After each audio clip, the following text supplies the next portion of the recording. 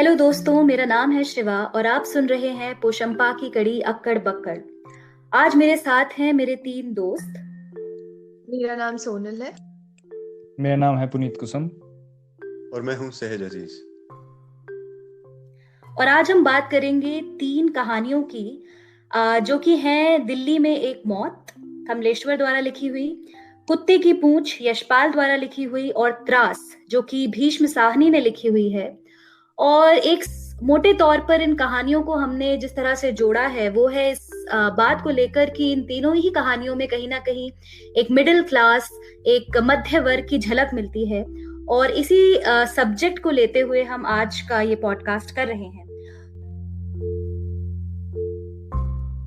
तो पॉडकास्ट पे बात शुरू करने से पहले मैं अपने तीनों दोस्तों से सबसे पहले तो यही सवाल पूछना चाहूंगी कि अगर हम मध्य वर्ग की बात कर रहे हैं तो आप मध्य वर्ग से समझते क्या है? ये कौन है ये मध्य वर्ग, ये मिडिल क्लास जिसको हम इन तीनों कहानियों में देखने की कोशिश कर रहे हैं, ये आखिर है क्या? पुनीत। शिवा, हम अपने जीवन में अगर मध्य वर्ग के बारे में सोचें तो मैं शायद इस शब्द का जब हम प्रयोग करते हैं अपनी लाइफ में, उस प्रयोग से अगर मैं इसकी परिभाषा निकालने की कोशिश करूं तो मुझे ऐसा लगता है कि मैं अपने जीवन में कब मध्य वर्ग का प्रयोग करता हूं। मैं ज्यादातर ऐसे वाक्यों में उसका प्रयोग करता हूं कि यार यार हमारे कहाँ ये बस की है ये काम करना, हम तो मिडिल क्लास लोग हैं। एक तरह का हम हमेशा उसको एक संघर्ष दिखाने की कोशिश करते हैं, एक तरह की बेबसी दिखाने की कोशिश करते हैं कि हम तो मध्यम वर्ग परिवार से आते हैं, हम वहां तक नहीं पहुंच सकते या हम ये काम नहीं कर सकते। और इसी संघर्ष में मैं एक छलावा देखता हूँ। तो जब मैंने ये सोचने की कोशिश की, मैं तो सिर्फ एक ही निष्कर्ष पर निकल आया कि मध्यम वर्ग वो है जो जिसके पास सर्वाइवल का सवाल नहीं है, जिसके पास रोटी कपड़ा और मकान प्रचुर मात्रा में ना भी हो लेकिन उसके सर्वाइवल पर कोई सवाल नहीं है। लेकिन वो साथ ही क्या करता है, उसकी उसकी लाइफ के जो संघर्ष हैं, वो संघर्ष सर्वाइवल के ना होके वो संघर्ष ये है कि मैं अपनी श्रेणी को कैसे बढ़ा दूं, मैं मिडिल क्लास से कैसे अपर मिडिल क्लास में चला जाऊं या अपर क्लास में चला जाऊं। मेरे पास स्कूटर है तो मैं गाड़ी खरीद लूं, मेरे पास फ्लैट है तो एक घर ले लूं, बंगला ले लूं। तो मुझे मिडिल क्लास की परिभाषा, मेरी परिभाषा ये होगी कि जिसके जो संघर्ष है वो असल में संघर्ष नहीं है और वो उसके पास सर्वाइवल का कोई सवाल नहीं। सहज, तुम क्या कहना चाहोगे इस पर? यही, जो सबसे नीचे नहीं है, जो सबसे ऊपर नहीं है, वो मध्य में है। लेकिन ये मध्य में कितना है, कैसा है, अब स्टैटिस्टिकली बात करना तो मेरे लिए मुश्किल है। लेकिन मेरे निजी जीवन में मेरे आसपास मेजॉरिटी मध्यम वर्ग ही है। मैं नहीं कह सकता कि मैं किसी भी ऐसे को नहीं जानता जो खुद को अमीर कहता हो, मैं किसी भी ऐसे को नहीं जानता जो खुद को गरीब कहता हो। तो सभी मध्यम वर्ग ही हैं। और ये मध्यम वर्ग, जैसा भैया ने कहा कि भाई इनका स्ट्रगल सारा का सारा जीवन में अपनी श्रेणी बढ़ाने की तरफ है। हम भी वही हैं, हम भी उसी का एक बहुत बड़ा हिस्सा हैं। और इसका अगर इस बात को आगे बढ़ाते हुए सोचूं तो हालांकि जितनी भी कहानियां हम पढ़ रहे हैं आज, वो कुछ 20 एक साल कम से कम पुरानी कहानियां हैं। लेकिन आज का जो भी मध्यम वर्ग है उसको लेके मैं उसे जिस तरह से देखता हूँ वो बहुत ज्यादा बदला नहीं है। वो एक एक किस्म का जो सिस्टम है, मैं उसको ये देखता हूँ कि वो सिस्टम को फर्दर कर रहा है, वो एज इट इज उसको चलते रख रहा है। तो और यही कहीं ना कहीं मुझे इन कहानियों में भी दिखा कि इसे कुछ बदलने की या इसे बदलाव को एक्सेप्ट करने की भी कोई एक समझ या लालसा नहीं है। वो जो सिस्टम है वो उसको फर्दर करता हुआ मध्यम वर्ग है, जिसे मैं आज अपने आसपास देखता हूँ कि जो जैसा है वो वैसा चलता रहे, बस हम एज इंडिविजुअल्स या हम एज फैमिलीज किसी तरह से अपनी क्लास को बेहतर कर लें। एक बहुत अच्छी बात सहज तुमने ये बोली कि मैं किसी ऐसे इंसान को नहीं देखता जो खुद को अमीर कहता हो या कोई ऐसा इंसान जो खुद को गरीब कहता हो। इससे जुड़कर मैं एक बात कहना चाहूंगी इससे पहले कि हम सोनल से उसका व्यू जाने मध्य वर्ग के बारे में, कि मध्य वर्ग का जो कॉन्सेप्ट है वो एक ऑब्जेक्टिव कॉन्सेप्ट से ज्यादा एक स्वनिर्धारण का कॉन्सेप्ट है कि आप खुद को क्या समझते हैं। और ये एक्चुअली, और ये एक बहुत ही बड़ा तबका है जो खुद को मध्य वर्ग में खुद ही क्लासिफाई करता है कि, और उसमें एक ऐसा इंसान भी आ जाएगा जो सर्वाइवल से जस्ट ऊपर है, और एक वैसा इंसान भी आ जाएगा जो हमें शायद पहली नजर में अमीर दिखाई दे। तो ये आई थिंक बहुत ही ज्यादा इस बात से जुड़ी हुई चीज है कि हम खुद को कैसे क्लासिफाई करते हैं rather than how others classify us. तो विद दैट सोनल, तुम क्या समझते हो इसके बारे में? हाँ जी, मैं बिल्कुल सहमत हूँ। मतलब आपने भी जो कहा और जो बाकी के दो लोगों ने भी कहा, और पुनीत भैया की वो बात बहुत सच थी कि मतलब जब हम अपनी डेली लाइफ में मध्यम वर्ग का या इस कॉन्सेप्ट का इस्तेमाल करते हैं, तो या तो हम अपनी कैपेसिटी के बारे में बात कर रहे होते हैं कि हम कितना क्या किस वजह से नहीं कर सकते क्योंकि हम इस क्लास को बिलोंग करते हैं, या फिर आई ऑल्सो फील कि कभी कभी इस क्लास का जिक्र मतलब वैल्यूज से भी होता है कि ये मिडिल क्लास वैल्यूज हैं, ये मिडिल क्लास राइट। बिलीफ्स हैं। और मतलब इसको हम एक मतलब अगर एनालॉजी बनाए तो जैसे एक मिडिल चाइल्ड होता है जो वो मतलब there is always somebody above you और आपके नीचे भी हमेशा कोई है। तो क्योंकि आपको कोई या तो मतलब डोमिनेट कर रहा है या आप किसी के अंडर हो, तो आप में भी वो एक वो रहता है किसी और को नीचे दबाने का। तो आई थिंक इसीलिए हमारा जो ये बहुत ही इन्फ्लेटिंग मध्यम वर्ग है वो इसी का एक, और ये जो 3 कहानियां हम पढ़ रहे हैं वो भी इसका एक मतलब एक तरह से प्रमाण ही लगता है मुझे। बिल्कुल बिल्कुल, बहुत अच्छी बात बोली है, और यहाँ शायद यही कारण है। हाँ, मैं ये कह रहा था कि मैं ज्यादा रिसर्च तो नहीं कर पाया, लेकिन मुझे 1-2 आर्टिकल्स मिले जिसमें कि कुछ डेटा इंटरेस्टिंग था। जैसे कि एक जगह था कि वो क्राइटेरिया शायद ग्लोबल रहा होगा कि जो मिडिल क्लास है वो $10 से $20 पर डे कमाता है। इसका मतलब है 700 रुपए से 1400 रुपए एक दिन का, और 21,000 से 42,000 एक महीने में वो कमा रहा है। हो सकता है ये डेटा जो है वो शायद इंडिया का नहीं था, लेकिन हम फिर भी उससे थोड़ा रिलेट करके देख सकते हैं। साथ में एक ये वहां पे चीज मेंशन थी कि इंडिया में उस क्राइटेरिया के हिसाब से, या फिर जब एक एक्चुअल मिडिल क्लास की डेफिनेशन जब हम सेट करते हैं, तो उसके हिसाब से इंडिया में middle class, actual middle class सिर्फ 2% है। तो हमें ये हमें थोड़ा ध्यान रखना पड़ेगा। और एक चीज उसमें और थी कि जो दूसरी क्लासेस हैं, upper class, upper middle class, lower middle class, इन क्लासेस से आने वाले लगभग 45 से 50% लोग खुद को मिडिल क्लास में होना क्लेम करते हैं। तो ये चीजें भी हमें ध्यान रखनी पड़ेगी जब हम मिडिल क्लास की इन कहानियों में बात कर रहे हैं। बिल्कुल सही बात है। और वहीं कहीं ना कहीं हम बार बार यही चीज सॉर्ट ऑफ एम्फेसाइज भी कर रहे हैं कि ये, और अब जैसे पुनीत आपने जो चीजें बताई, ये इंडिया पे आप सीधे लागू ही नहीं कर सकते कि, क्योंकि जैसा हमने बोला कि उस डाटा के हिसाब से तो सिर्फ 2% है जो मिडिल क्लास है, मगर आप पूछेंगे जब सड़क पे जाके तो हर दूसरा इंसान खुद को मिडिल क्लास ही बताएगा। तो एक कोई पैरामीटर डिफाइन करने का बड़ा मुश्किल है सोच पाना, और इसीलिए जितनी भी स्टडीज, रिसर्च भी मिडिल क्लास पे की गई हैं, उन्होंने कहीं ना कहीं मिडिल क्लास की वैल्यूज और मिडिल क्लास की प्रवृत्तियां, इन पर ही, इनके थ्रू ही मिडिल क्लास को समझने की कोशिश की है, जैसा कि सोनल भी कह रही थी। तो ठीक है, हम इस पर और भी बात करेंगे कि और क्या प्रवृत्तियां स्पेशली इन कहानियों में से निकल कर आती हैं जिस पर हम ज्यादा चर्चा करना चाहते थे। इससे पहले कि हम कहानियों में मिडिल क्लास की प्रवृत्ति पर ज्यादा बात करें, मैं चाहूंगी कि एक छोटा छोटा इंट्रोडक्शन हमारे लिसनर्स को दिया जाए कि ये कहानियों में मुख्य तौर पे बात क्या की जा रही है। तो सहज, अगर तुम किसी भी एक कहानी का एक छोटा इंट्रोडक्शन दे पाओ। हाँ, मुझे भीष्म साहनी की जो कहानी हमने पढ़ी है, त्रास, ये आज से मैंने शायद 2-2.5 साल पहले पढ़ी थी।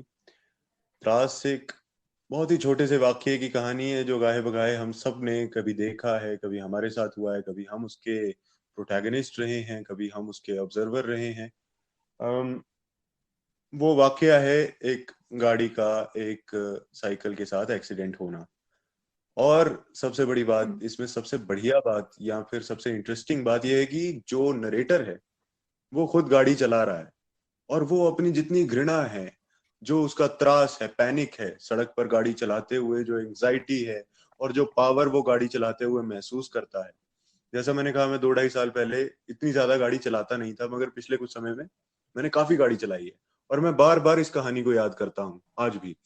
इसलिए ये कहानी पढ़ के जो जो उस नरेटर का सारा पर्सपेक्टिव है कि कैसे एक साइकिल वाला जब उसके सामने से गुजर रहा है, उसे किस तरह का गुस्सा उसके अंदर आता है या किस तरह के भाव आते हैं जो वो एक्सीडेंट में रिजल्ट करते हैं, उस बारीक से एक क्षण का बहुत मतलब व्यापक ब्यौरा मैं तो कहूंगा है, जिससे चाहे मिडिल क्लास या कोई भी आदमी इत्तेफाक रखे या ना रखे, कहीं ना कहीं अंदर ही अंदर वो उस त्रास को, उस पैनिक को पहचानता होगा।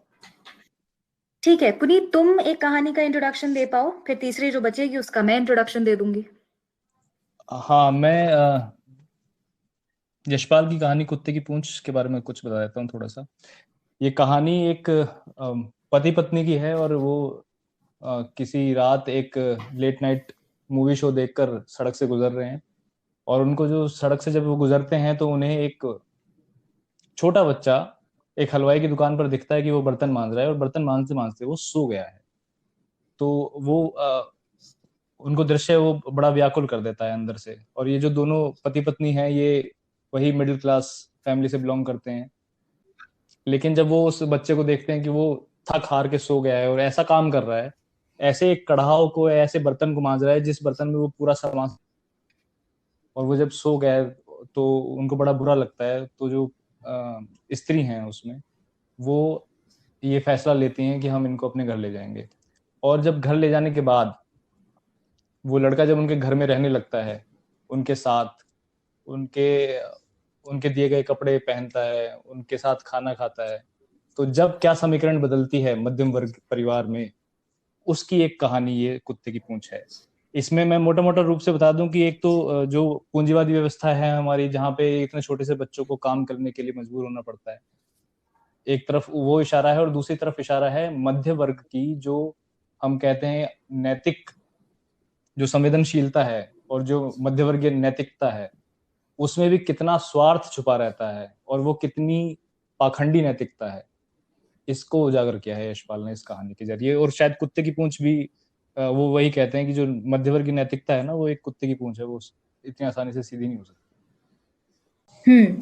तीसरी जो कहानी है ये है दिल्ली में एक मौत, कमलेश्वर की लिखी हुई। और इस कहानी में हमारे पास जो मुख्य किरदार है, हमें उसका नाम नहीं पता है, वह सो के उठा है और वो देख रहा है कि एक सर्दी का दिन है और कोहरे भरी सड़क है और एक शव यात्रा जा रही है, और वो तमाम तरह की जो उसके आसपास घटनाएं हो रही हैं उन पे ध्यान दे रहा है, छोटी छोटी चीजें बारीकी से सुन रहा है, देख रहा है कि उसके आसपास का माहौल कैसा है। और इस बीच वो लगातार इस बारे में सोच रहा है कि ये जो शव यात्रा जो जा रही है, इसमें मुझे शामिल होना है या नहीं होना है।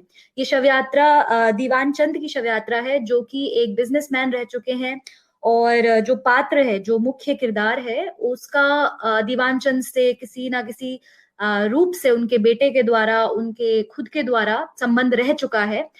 मगर वो लगातार ये सोच रहा है कि मेरे पड़ोसी क्या इस शव यात्रा में जाएंगे, और वे जाएं तो मैं भी जाऊं।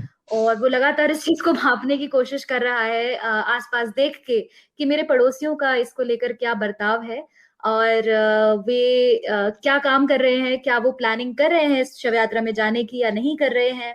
और इसी जद्दोजहद पे लगभग 80% कहानी चलती है। और फिर अंत में हम देखते हैं कि वो जाता है या नहीं जाता है। वो देखने के लिए आप कहानी पढ़ लें। तो ये कहीं ना कहीं इसी जद्दोजहद की कहानी है कि ये एक जो जानकार है, इसकी शव यात्रा में जो मुख्य किरदार है वह जाए या ना जाए, और जाए तो सबके उसका जो डिसीजन है, ये कैसे दूसरों से ड्राइव होता है, इस चीज की ये कहानी है। तो ये मोटे तौर पे इन कहानियों का एक बैकग्राउंड था। इन कहानियों में जैसे कि हम शुरू में ये चीज हिंट कर चुके हैं कि जो एक धागे से जिस धागे से हमने इन्हें जोड़ने की कोशिश की है, वो ये है कि इनमें कहीं ना कहीं एक मध्य वर्ग की बात हो रही है, एक मध्यवर्गीय नैतिकता, एक मध्यवर्गीय प्रवृत्ति की बात हो रही है। तो ये मैं बड़े ही डायरेक्ट टर्म्स में बोलना चाहूँ तो जैसे हमने देखा कि मिडिल क्लास कोई एक तो है नहीं, तो ये कौन सा मिडिल क्लास है जिसको ये कहानियां जोड़ रही हैं, कि ये जो पर्टिकुलर मिडिल क्लास है जिसकी ये कहानियां बात कर रही हैं, ये किन मोटिवेशन से ड्रिवन है, इसकी क्या मोटिवेशंस हैं जो आपको तीनों कहानियों में सॉर्ट ऑफ कॉमन दिखाई देती हैं। तो अगर सोनल से हम शुरुआत कर सकें। हाँ, तो मुझे ऐसा लगता है कि ये जितनी भी कहानियां हैं उनमें एक बहुत ही मतलब जो एक डोमिनेंट फीचर वो यही है कि मतलब एक मध्यम वर्गीय इंसान, एक आदमी जो इस क्लास को बिलोंग करता है, वो ये तो चाहता है कि मतलब इन ऑल सर्कमस्टांसेस उसका जो स्टेटस को है वो तो मेंटेन रहे, मतलब वो आज जहां है वहां तो रहे ही, और आगे और बढ़ने की संघर्ष है। मतलब it's a struggle, it's a मतलब the daily struggle of an average man. मुझे वो लगता है कि इन कहानियों में मतलब वो एक कॉमन थ्रेड है। ठीक। कोई और इसे आगे बढ़ाना चाहेगा, कोई और विचार इस पर? मुझे लगता है कि जो मुझे एक धागा दिख रहा है वो ये दिख रहा है कि हम किस तरह से अपना जो अपने हमारे जो अंदर का एक पाखंड है वो किस तरह से हम छुपा कर ले जाएं। आई थिंक मुझे वो एक धागा दिखा कि जो भी हमारी हिपोक्रेसी कह लो, दोगलापन कह लो उसको, जहां भी हम नैतिक रूप से थोड़ा सा कमजोर पड़ जाते हैं, लेकिन हम वो कमजोरी दूसरों के आगे आने नहीं देना चाहते। जैसे त्रास में हम देखें तो जिस इंसान से वो एक्सीडेंट होता है उसको शुरू से पता है कि वो क्या कर रहा है। ऐसा नहीं है कि उसको सडन रियलाइजेशन होता है। त्रास कहानी की शुरुआत ही यहाँ से है कि एक्सीडेंट तो अभी हुआ है, लेकिन इस एक्सीडेंट की जमीन बहुत पहले से, वर्षों से तैयार हो गई थी। उसको पता है वो क्या करने जा रहा है, लेकिन वो फिर भी छुपा लेना चाहता है। कुत्ते की पूंछ में आप ये देखिए कि कुत्ते की पूंछ में भी यही है कि वो, उस कहानी का अंत इस तरह का है कि जिस तरह का पाखंड हम कर रहे हैं इस बच्चे के साथ, उसको भी वो लीपापोती करके निकल निकल जाना चाहते हैं एक पतली गली से। उसका पति जो है, स्त्री का पति, वो कहना चाहता है कि नहीं, मैं इन शब्दों में अपनी पत्नी से ऐसा नहीं कहना चाहता, मैं इस तरह से कन्फ्रंट नहीं कर सकता उसको। और साथ ही जो तीसरी हमारी कहानी है, दिल्ली में एक मौत, दिल्ली में एक मौत, उसमें भी कहीं ना कहीं यही दिखता है, वो पाखंड। वो जिस तरह का डिस्क्रिप्शन उस शमशान में खड़ी औरतों के बारे में जिस तरह का डिस्क्रिप्शन देता है, वो अपना डिस्क्रिप्शन नहीं दे रहा है वहां पे। नरेटर जो है उनका तो डिस्क्रिप्शन देता है, अपना नहीं देता है कि मैं भी तो पाखंड करके आया हूँ, मैंने भी 3 लोगों को देखा तब जाकर मैं यहाँ पे आया। तो मुझे वो लगा, अपनी कमजोरी उजागर न करना। शिवा, तुमने पूछा कि ये कौन सा मिडिल क्लास है जिसको हम इन तीनों कहानियों में देख रहे हैं। इत्तेफाक से कई और कहानियां भी इसके साथ में तार में जुड़ी जो आसपास पढ़ी थी इसी वक्त के आसपास, और सब में मैं तो कहूंगा कि सिर्फ जो कहानी सुना रहा है सूत्रधार, नरेटर, या फिर जिसकी कहानी हम सुन रहे हैं, जैसे कि कुत्ते की पूंछ में वो बच्चा या त्रास में वो आदमी, के अलावा भी जितने भी लोग इन कहानियों में दिखाई देते हैं, वो सब इन्हीं मध्यम वर्गीय प्रवृत्तियों को हमारे सामने पर्दा दर पर्दा बेपर्दा करते जाते हैं। जैसे कि कमलेश्वर की जो कहानी है दिल्ली में एक मौत, उसमें लगातार वो आदमी अपने ही कमरे में बैठा हुआ, अपने ही आलस में और अपने ही ठंड के कोहरे में, जब वो इतना भी ऑब्जर्व कर रहा है कि जो कोहरे में बसों में टंगे हुए लोग जा रहे हैं वो सलीब पे टंगे हुए ईसा की तरह दिख रहे हैं, तो वो भी सब मध्यम वर्ग के लोग हैं। पीछे से कुछ लड़कियां मॉर्निंग शिफ्ट पे जा रही हैं, वो भी मध्यम वर्ग की है। मवानी आयरन मांगने आता है अपनी पैंट प्रेस करने के लिए, वो भी मध्यम वर्गीय है। और जो टैक्सी वाला उस टैक्सी में जा रहा है, और यहाँ तक कि जो बिजनेस टाइकून भी है, वो भी अपने आप को अमीर नहीं कहेगा, जैसा मैंने शुरू में कहा, वो भी मध्यम वर्गीय है। और उसने जब शादी की थी अपने बेटे की, जैसे ये एक छोटा सा ऑब्जर्वेशन आ जाता है, जब उसने अपनी बेटी की शादी की थी तो हजारों का तांता लगा था, लेकिन आज उसकी मैयत है और सर्दी है तो 7-8 लोग उसकी मैयत के साथ चल रहे हैं, बाकी टैक्सियों से पहुंच रहे हैं। और इसी तरह से त्रास में जो आदमी साइकिल वाले को मारता है, साथ ही ये भी कहता है जब वो साइकिल वाले को देखता है कि ठिकने से कद का ये आदमी, थुल सा शरीर, ये क्लर्क भी हो सकता है, ऑफिस का बाबू भी हो सकता है, ये कोई भी हो सकता है, वो भी मध्यम वर्गीय है। तो हमारी शुरू वाली जो बात थी कि मध्यम वर्ग में किसको फिट करेंगे किसको नहीं, और अगर हम सभी अपने आप को मध्यम वर्ग कहते हैं तो ये हमारी ही प्रवृत्तियां हैं, हमारी ही हिपोक्रेसीज हैं जो इन कहानियों में हाईलाइट हो रही हैं बार बार। इससे ही जुड़ती हुई मैं एक चीज और जोड़ना चाहूंगी कि हमें तीनों ही कहानियों में क्लियरली नहीं पता कि ये जो पात्र हैं इनका एक तो नाम ही क्या है, हमें नाम भी नहीं पता, और ये क्या काम करते हैं हमें वो काम भी नहीं पता। तो अगेन एक लेकिन हम इनको पहचान सकते, फिर भी हम पहचान लेते हैं कि ये मिडिल क्लास हैं। हम कैसे पहचान लेते हैं? क्योंकि ये एक हमें हमें इनकी बातों में और इनके रहन सहन में लगातार ये पता चल रहा है कि ये एक ना सिर्फ मिडिल क्लास है बल्कि एक एफ्लुएंट मिडिल क्लास से आते हैं, जो तीनों ही कहानियों के पात्र हैं। उनके पास गाड़ी है, उनके पास ऐसा एक घर है, वो इस चीज को भी सोच सकते हैं जो जैसा कि कुत्ते की पूंछ में है कि वो ये सोच पाना कि मैं एक और लड़के को अपने घर रख लूंगी और उसको भी पाल लूंगी, ये सोच आ पाना। त्रास में उस वो एक गाड़ी कार ओनर है, ये अपने आप में एक इंडिया में छोटी बात नहीं है, एक गाड़ी होना आपके पास। और दिल्ली में एक मौत है, उसमें भी बड़ा ही क्लियरली दिखता है, जैसा विवरण है आसपास की चीजों का और पड़ोसियों का, कि ये एक एफ्लुएंट मिडिल क्लास है, हालांकि हमें नहीं पता है कि वो एग्जैक्टली काम क्या करते हैं। तो वाकई एक तो ये चीज मुझे थोड़ी सी लगी। और दूसरा मुझे जो पुनीत की बात से लिंक करके जो थोड़ी सी बात आ रही है, वो मुझे ऐसा लगता है कि लगातार एक complex relation with the outside दिखाया गया है कि उसके तीनों ही कहानियों में लगातार ये चीज देख रही थी कि जो भी पात्र है उसके मन में या उसके आपस में शायद संवाद कुछ और होंगे, मगर वो जैसा दूसरों के सामने खुद को दिखा रहा है वो बहुत अलग है। और ये तीनों ही कहानियों में इस तरह से आता है कि उसका एक संवाद अपने साथ चल रहा है और एक उसका जो रिलेशन है वो दूसरे लोगों के साथ है, और इन दोनों में ही एक लगातार कंटेस्टेशन है। और कंटेस्टेशन है, समटाइम्स वो अपने आप को जस्टिफाई करने की कोशिश कर रहा है, बट बड़ा ही डायनेमिक सी एक चीज है जहाँ पे वो बाहर एक अलग तरह से रिलेट कर रहा है और अपने आप से एक अलग तरह से रिलेट कर रहा है। तो इस पे ये भी एक कॉमन थ्रेड मुझे इनका दिखाई दिया। और कुछ आप जोड़ना चाहेंगे इस बारे में इन बातों से निकलता हुआ? नहीं तो मैं फिर अपना तीसरा क्वेश्चन आपसे दागूंगी। हाँ बिल्कुल, जैसा आपने कहा कि मतलब एक वही दोगलापन कि आप खुद के साथ कुछ और हो और फिर बाहर कुछ और ये मतलब भीष्म साहनी की जो त्रास कहानी है वो मुझे एक मिडिल क्लास सोच से ज्यादा मुझे एक बहुत ही ह्यूमन लेवल पे बहुत ही वाइल्ड सोच, मतलब जो हम अंदर सबसे जो हमारा शैतानी सोच होती है, बिल्कुल बिल्कुल। मतलब एक डिस्ट्रक्टिव कैपेसिटी जो होती है, वो मुझे इसमें बहुत ज्यादा प्रोमिनेंट लगी। और इनफैक्ट ये कहानी पढ़ के मुझे मिरांडा जुलाई की कहानियां याद आ रही थी, जिसमें भी एग्जैक्टली ऐसे प्रोटैगनिस्ट जो सोच रहा होता है वो कहता है, और जो कह रहा होता है वो कहता ही है, लेकिन वो डबल स्टैंडर्ड्स दिखाए हैं कि मतलब कैसे हम सोचते कुछ और हैं और करते कुछ और हैं। वाकई। और मैं तो इसमें अगर जोड़ूं कि इविल होना आ कहाँ से रहा है, वो कहीं ना कहीं उसको भी आपको दिखा देता है। जैसे भीष्म साहनी लिखते हैं कि पुराने समय की घृणा कितनी सरल होती थी, लगभग प्रेम करने जैसी सरल, क्योंकि वो किसी एक व्यक्ति विशेष के लिए होती थी।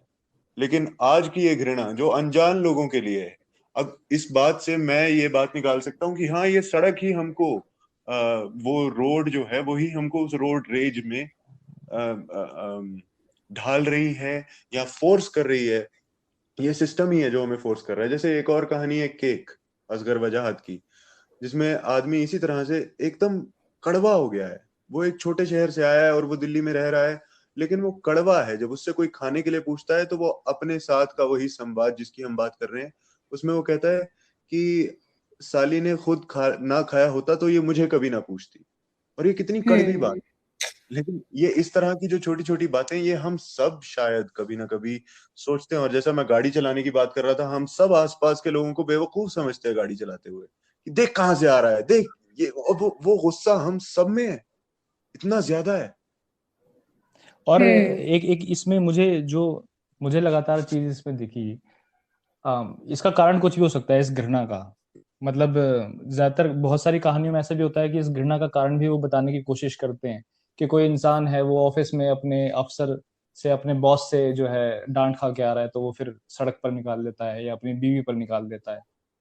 यहाँ पे उस घृणा का उस तरह से कारण नहीं दिख रहा, लेकिन जब मेरा इस घृणा से परिचय हुआ तो मुझे रह रहकर वो घृणाएं याद आती रही जो मैंने उन कहानियों में देखा जिनमें जिनमें कास्ट दिखाई गई है, एक अपर कास्ट की एक लोअर कास्ट से जो घृणा होती है, मुझे लगातार वो घृणा भी इसमें दिखी। जैसे कि दो तीन जगहों पर आप देख सकते हो कि वो नाम किस नाम से पुकारता है उसको। वो उसको काला कलूटा कहता है, वो उसको थुलथुल कहता है, वो उसको नाम से कभी नहीं पुकार रहा है। वो यही कह रहा है कि मतलब इतने गंदे तरीके से उसने उसको एड्रेस किया पूरी कहानी में। और ये अभी भी साहित्य की नजर से कुछ साफ शब्द इस्तेमाल कर लिए, साफ शब्द इस्तेमाल कर लिए हैं, बिल्कुल सही बात है। क्योंकि मैं तो सोच रहा उनको पता है कि इससे तो बहुत शब्द इस्तेमाल किए जाते हैं। हाँ, कि उनको पता है कहानी में लिख रहे हैं, हम किताब में लिख रहे हैं। इवन वो देखिए कितना, जो सोनल ने कहा कितनी भयानक सोच है।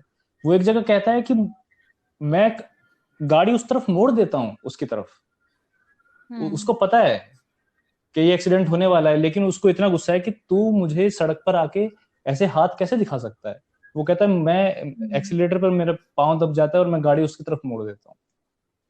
तो इस घृणा का भी सोर्स नहीं पता, लेकिन ये घृणा वाकई, और ये घृणा हम देखते हैं, अगर इस घृणा के पीछे वाकई इतने विचार हैं और सभी के लोगों में इतना कुछ चलता है, तो वाकई ये दुनिया मतलब कितनी भयानक है और रास्ते पे चल रही है। मुझे लगता है उनकी स्टोरी टेलिंग की भी बड़ी दाद है कि आप वो पूरी कहानी बड़ी ही नफरत की निगाह से देखते हो। और जिस तरह से आप दिल्ली में एक मौत जो है उसे आप बड़े ही आलस की निगाह से देख रहे हो, आपको वो कोहरा दिख रहा है। तो मैं तो इस स्टोरी टेलिंग पे बड़ा फिदा हुआ कि चाहे जो भी इसका कंटेंट है, सब्जेक्ट है, और चीफ की एक दावत देख लो, तो चीफ की एक दावत में आपको किसी के प्रति हमदर्दी जगाने से ज्यादा आप शायद वो लिजर्ड ऑन द वॉल के नजरिए से आप उसे देख पाते हो, और फिर आप डिसाइड कर सकते हो कि आपको किसके प्रति संवेदनशील महसूस करना है, या तरस महसूस करना है, दया महसूस करनी है या नहीं करनी है। हाँ, वाकई। और जैसा जो पॉइंट आउट आपने ये किया कि जो एक कास्ट कंटेम्प्ट भी होता है, ये बहुत जरूरी चीज है, क्योंकि भारत में जो मध्य वर्ग है वो प्रेडोमिनेंटली अपर कास्ट है। और कहीं ना कहीं एक सच्चाई है कि ये जो कास्ट रियलिटी है, इसे राइटर्स भी एकदम ढक देते हैं, इसको इनविजिबलाइज कर देते हैं। इन तीनों ही कहानियों में हमें किसी का नाम नहीं पता, और क्योंकि नाम नहीं पता, भारत में बहुत आसान है किसी की कास्ट जानना, आपको बस उसका नाम जानना काफी है। लेकिन हमें यहाँ पे किसी का नाम है बहुत सारे। हाँ, दिल्ली में एक मौत में बहुत सारे नाम हैं, और उससे हमें कास्ट हम अंदाजा लगा ही सकते हैं। कास्ट लोकेशन का अंदाजा हम बिल्कुल लगा सकते हैं, लेकिन वहां अंदाजा नहीं, ये एक रियलिटी है। हाँ, बोलो। मैं बस उस बात को खत्म करूं कि एक रियलिटी है हमारे, मतलब ये एक एम्पेरिकल रियलिटी है कि भारत में जो मध्य वर्ग है वो प्रेडोमिनेंटली अपर कास्ट ही है। मगर ये भी एक राइटर का, मैं कहूंगी कि उनका एक लोकेशन से आने वाला बायस भी है, या जो भी आप इसको जैसे भी समझना चाहें, मगर ये एक सच्चाई है कि जो कास्ट का इसमें रोल है उसको राइटर इनविजिबलाइज करने की कोशिश करता है, उसका कहीं भी नाम नहीं लेता है, हालांकि जबकि ये चीज बहुत ही स्ट्रांगली कास्ट से जुड़ी हुई है। तो हम इस चीज को भी कोशिश करेंगे कि आगे भी ध्यान रखें जब हम इस पर आगे भी बात करेंगे। पुनीत, आप कुछ कह रहे थे? मैं ये कह रहा था कि दिल्ली की एक मौत में स्कोप शायद इसलिए भी आ गया क्योंकि वहां पर कास्ट स्ट्रगल नहीं दिखाया गया है, क्लास स्ट्रगल बहुत ज्यादा नहीं दिखाया गया है, दो क्लास के बीच में फ्रिक्शन नहीं दिखाया गया है। वहां पर एक तरह की बात है कि हम अपने ही आसपास के लोगों में, अपनी ही क्लास के अंदर भी हम कितने या तो कह लें सेल्फ सेंटर्ड हैं या सेल्फिश हैं, आलसी कह लें। तो आई थिंक वो है, क्योंकि बल्कि और त्रास में और कुत्ते की पूंछ में, इन दोनों कहानियों में जो क्लास डिफरेंस है वो बहुत ज्यादा सामने दिखता है। जैसे त्रास में जब एक्सीडेंट होता है तो एक बुजुर्ग आदमी आता है, उनसे कहता है कि भाई तुम भाग जाओ यहाँ से। तो पता चलता है कि ये बंदा उसी क्लास से आ रहा है जिस क्लास से ये इंसान है जिसने एक्सीडेंट किया है। जबकि जिस स्त्री ने एक्सीडेंट होता हुआ देखा था वो शायद उस क्लास से रिलेट कर रही है जिस क्लास से वो बंदा है जिसका एक्सीडेंट हो गया है, जिसको चोट लगी है। ऐसे कुत्ते की पूंछ में आपको दो क्लास बिल्कुल अलग अलग दिखते हैं। एक क्लास है आराम तलबी वाले कि उनके पास सब कुछ है, उनका कोई सर्वाइवल का क्वेश्चन नहीं है, और एक है छोटा सा बच्चा जिसके माँ बाप नहीं है इस दुनिया में और वो वहां पर मजदूरी करने के लिए मजबूर है। इसी से जुड़ा हुआ एक सवाल मेरे दिमाग में ये आ रहा है कि जो मध्य वर्ग है क्योंकि हम वर्ग की बात कर रहे हैं तो बहुत जरूरी है कि हम इसको एक रिलेशनल तौर पे देखें। तो मध्य वर्ग का दूसरे वर्गों के साथ संबंध है कैसा, वो किस वर्ग की तरफ झुका हुआ है, किस वर्ग का इंटरेस्ट ध्यान में रख रहा है, किसका ध्यान में नहीं रख रहा है, उससे जुड़ा क्या थॉट आपके दिमाग में आता है जब आप ये 3 कहानियां पढ़ते हैं कि मध्य वर्ग का रिलेशन क्या है दूसरे वर्गों के साथ?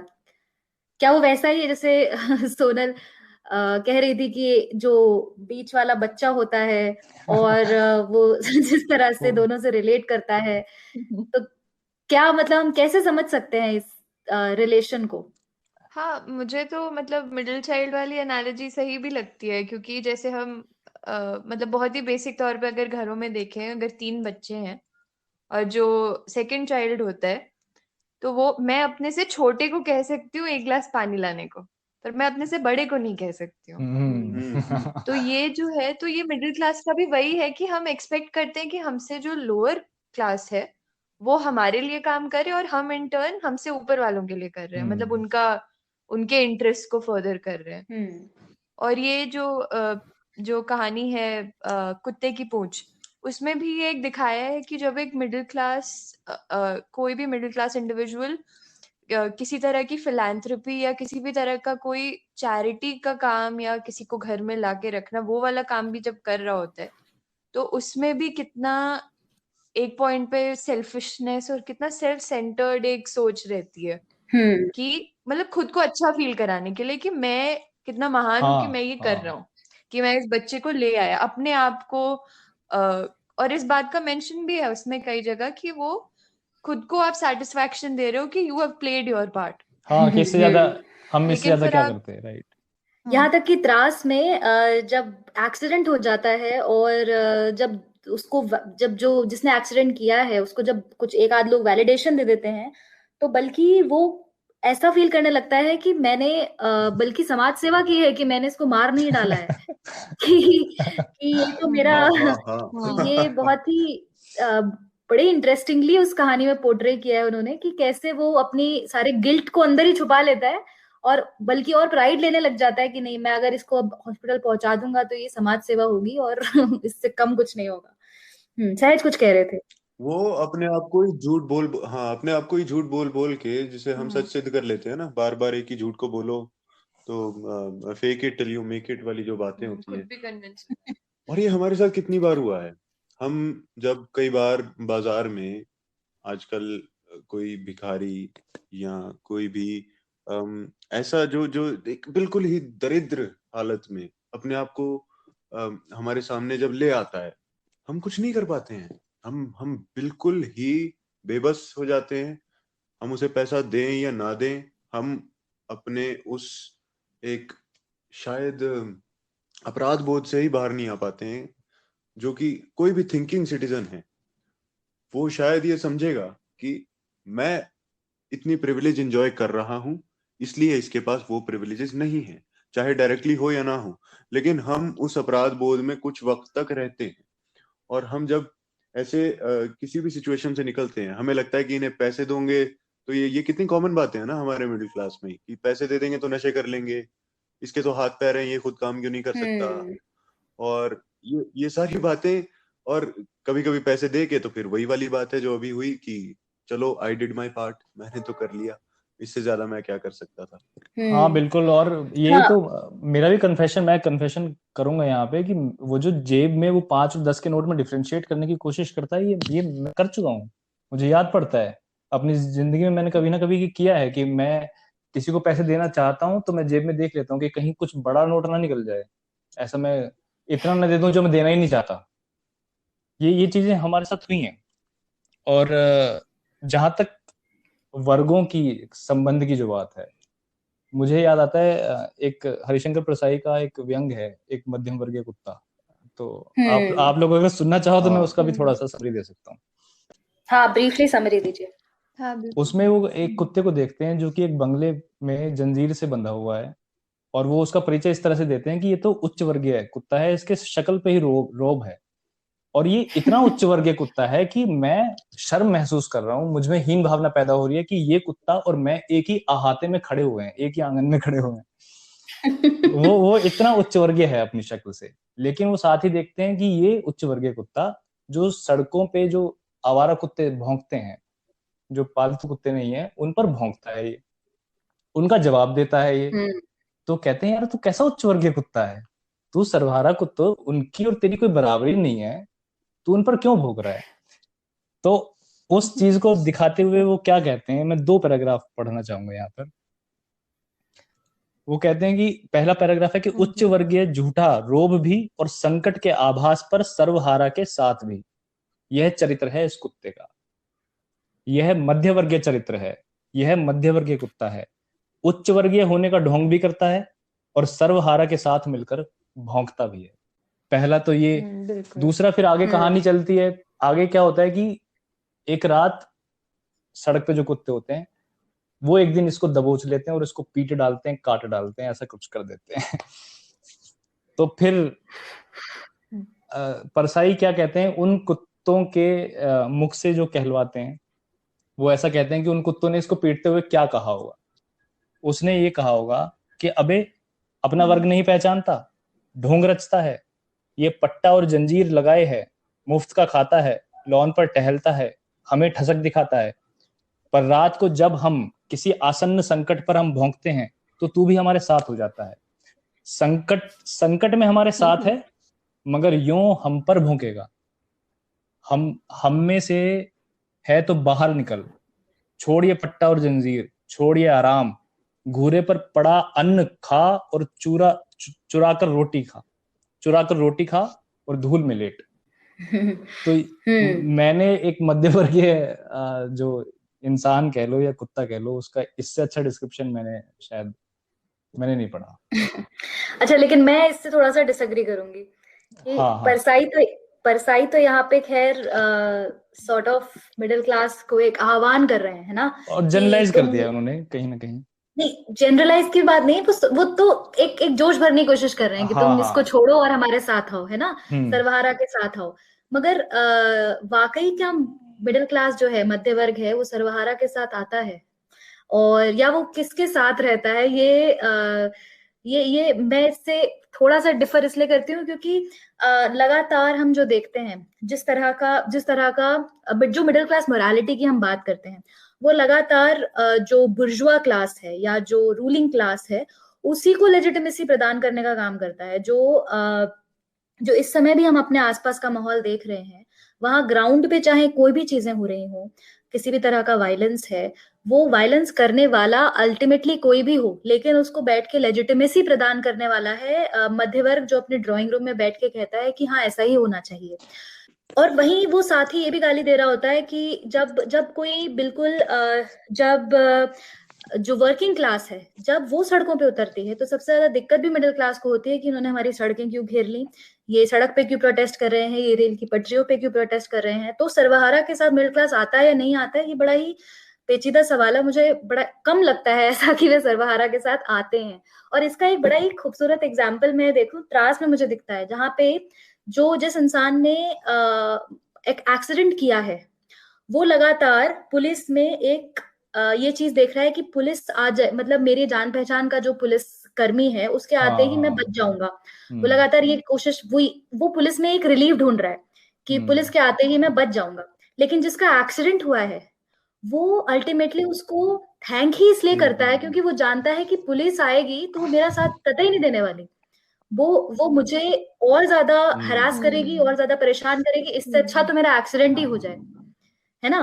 तो ये भी डिफरेंस, ये बड़ा स्टार्क है कि जो मिडिल क्लास है वो एक जो रूलिंग पावर्स हैं या स्टेट से संबंधित जो इंस्टीट्यूशंस हैं उनके करीब खुद को पाता है, लेकिन वही इंस्टीट्यूशन वर्किंग क्लास के लिए बड़े अलग तरह से वर्क करते हैं।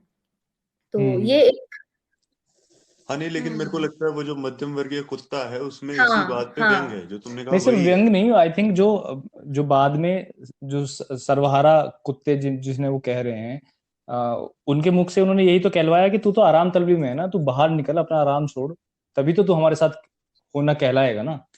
आई थिंक तो ये पूरे छोटे से उदाहरण से पता नहीं चलता, लेकिन वो आई थिंक वो भी यही कह रहे हैं कि जब तक तुम अपने आराम से अपनी जंजीर में बंधे हुए हो, तब तक तुम सर्वहारा के साथ होने का क्लेम तुम्हें नहीं करना चाहिए।